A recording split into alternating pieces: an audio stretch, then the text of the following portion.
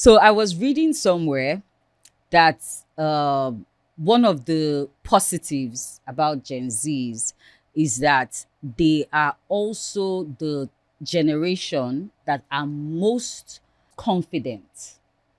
They are confident in themselves. What they feel is what they feel. What their ideas are is what their ideas are. I've seen some very funny videos on Instagram.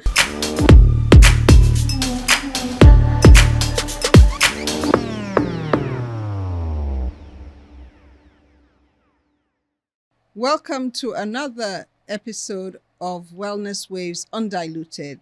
I remain Monica Hembele Munjeze, your co-host. And I am Lika Ahunsi, your host. Today's topic is quite interesting. I'm sure some people would ask us what's our business with Gen Z generation when we don't fall in that category. Well, it's always an interesting topic. It's a very interesting topic. So we stumbled on a video that has gone viral, and we just wanted to spin our own opinion on it and ask our guests what are their comments on this viral video. Stay tuned and watch it along with us. My name is Dr. Horvath. I'm a former teacher turned cognitive neuroscientist who focuses on human learning. And I do not receive funding, nor have I ever, from big tech. So a sad fact our generation has to face is this. Our kids are less cognitively capable than we were at their age. Every generation has outperformed their parents, and that's exactly what we want. We want sharper kids. And the reason for this largely has been school. Each generation spends more time in school. We use school to develop our cognition until Gen Z. Gen Z is the first generation in modern history to underperform us on basically every cognitive measure we have, from basic attention to memory to literacy to numeracy to executive functioning to even general IQ, even though they go to more school than we did. So why? What happened? What happened around 2010 that decoupled schooling from cognitive development? It can't be school. Schools basically look the same. It can't be biology. This hasn't had enough time to change. The answer appears to be the tools we are using within schools to drive that learning. Across 80 countries, as Jean was just saying, if you look at the data, once countries adopt digital technology widely in schools, performance goes down significantly, to the point where kids who use computers about 5 hours per day in school for learning purposes will score over 2/3 of a standard deviation less than kids who rarely or never touch tech at school. And that's across 80 countries. Bring it home to the US. Let's go to the US. We have our NAEP. That's our big data. Take any state, and here's a fun experiment you can try. Take any state NAEP data, compare that to when that state adopted one-to-one technology widely, and watch what happens. The NAEP data will plateau and then start to drop. But of course, this is all correlative. What we really want is causative. To get causation, what you need is academic research, and you need mechanisms, explanations for why we're seeing what we're seeing. Luckily, we have academic research stretching back to 1962 that shows the exact same story for 60 years. When tech enters education, learning goes down. In fact, because what do kids do on computers?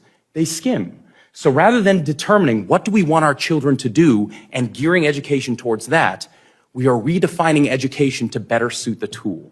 That's not progress, that is surrender. So as we go through our discussion today, there's going to be a lot of talk about smartphones and social media, rightly so. But I'm the voice here to remind you that even in schools, it doesn't matter what the size of the screen is, if it's a phone, if it's a laptop, if it's a desktop, and it doesn't matter who bought it. Is it school sanctioned? Does it have the word education stamped on it? It doesn't matter. All of these things are also going to hurt learning, which in turn are going to hurt our kids' cognitive development, right at the time when we need our kids to be sharper than we are. That was amazing. I'm a bit scared because I have children that fall in this Gen Z and Gen Alpha space. Well, it's something that is touching everybody really, and it's really something that affects everybody. But there's so many different perspectives, thoughts around the Gen Z. So I think what is most concerning for me is that now you have a child going into school, example, my kids, and one of the requirements, the way you have book requirements, having a laptop is now a requirement. Of course, it is, because in this age, for them to be able to function and keep up with what they need to do, technology is something that is it's up and about. Yeah, but based on what he's saying that this is a reason why their IQ has dropped significantly.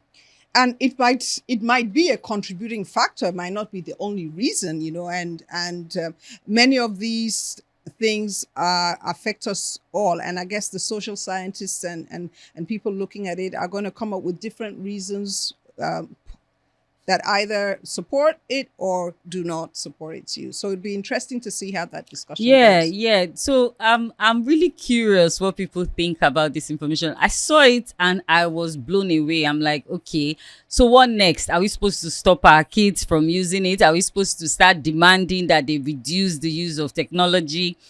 And at the same time, AI is the future. Absolutely, it is the future, but in that future, you also need to be mindful. I do know, and you probably know as well, that in many areas there's a backlash, and people are going back to where we started from. Going back to do things the way we used to do traditionally. Pen and paper is coming back in, but we have to strike a balance in all things. I think I'm just a bit concerned about what the future holds, right? If there is this narrative or this information that seems to be rampant, that there is a major drop in our kids or Gen Z level of IQ because of the use of technology, then it's something concerning. So I guess that maybe what I'm trying to say is that they need to find some form of balance, that it doesn't affect them, because based on this video, he's trying to say every other thing stands the same. Same people, same DNA, same family background, but the only thing that is a major change is technology. And absolutely, I mean, technology is going to have an impact. And, as we look to the future, the impact of technology will become clearer. This is uncharted terrain. This is new territory for everybody. So we have to be mindful of what the future is bringing, and then take our learnings as we move forward. Yeah. Okay, so these, no, let me add something else. So I was reading somewhere that one of the positives about Gen Zs is that they are also the generation that are most they are most confident. They are confident in themselves.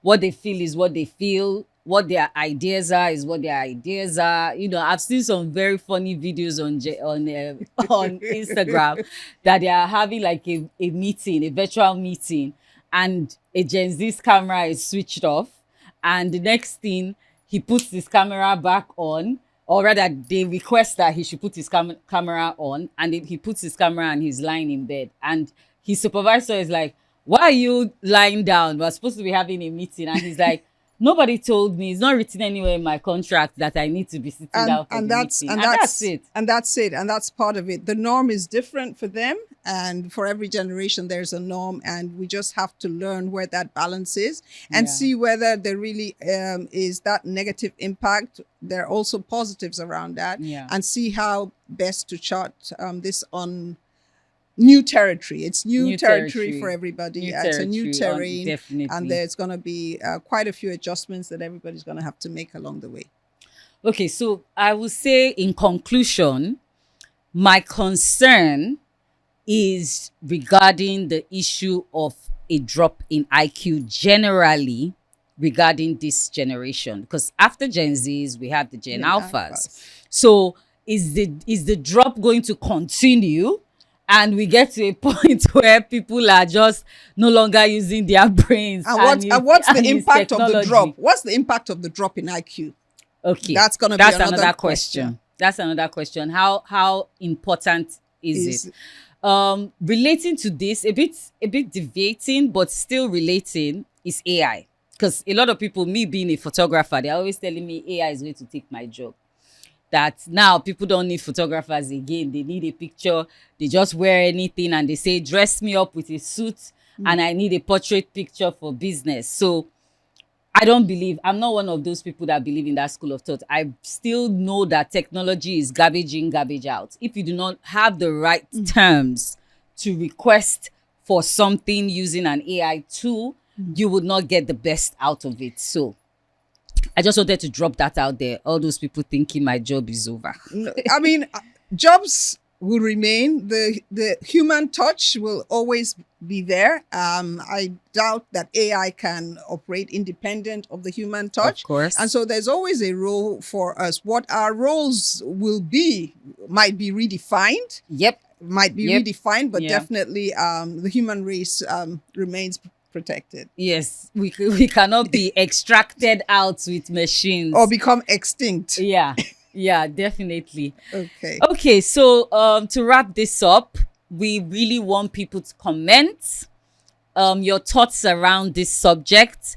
I hear a lot of Gen Zs say we are misunderstood.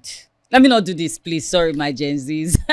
They always say we are misunderstood. So I think what would be fun would be for us to bring a Gen Z on the podcast, right? Absolutely. Yeah. It'll be interesting to Yeah. have their perspective, their Yes, thoughts, yes. and really try to break down the different gens and the Generations, right? generations Yeah. and see the differences, because there's a lot being said. But to be positive, there's a lot that's coming out of the Of course. new generations, Yeah. and we are all learning. Of course. Thank So you. yeah, if you would also like to be on the show, if you're a Gen Z and you have something you want to debunk this narrative, send us a comment, send us a message, and maybe you'll be our choice to come on the podcast for our next session. However, if you are generally from any generation and you have a comment regarding this little clip that we just dropped on a doctor's perspective or a general perspective regarding this generation, please, we would love you to put your comments. If you think differently from us, we'd love you to put your comments. Remember to subscribe, hit the notification button, and please tell a friend, tell a friend to tell a friend to tell a friend. Wellness is for all of us. So I've already said it has no gender. So please be part of our podcast. Thank you.